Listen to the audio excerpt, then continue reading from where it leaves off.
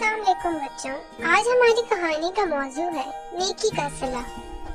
आलिया और आमना दो बहनें थीं जो अपनी नानी के घर पहाड़ों में गई हुई थी। वो रोज कहानियाँ सुन के सोती। एक दिन आमना को बाहर एक बूढ़ा इंसान नजर आया जो सर्दी में जमीन पे बैठा हुआ था। उन्होंने अपनी नानी से इजाजत ली और उस आदमी के लिए खाना, कंबल और लकड़ियाँ लेके दी।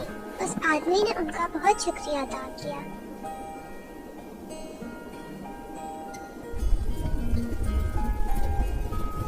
कुछ दिन बाद आमना और आलिया दूर कहीं पहाड़ों में खेल रही थी।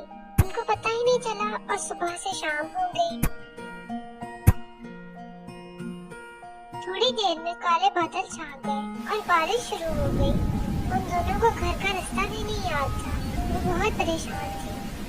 इतने में वही बूढ़ा आदमी आया और आलिया ने उसको बताया कि हम रास्ता भूल गए हैं और इस बारिश में हमारे लिए वापस जाना बहुत मुश्किल है।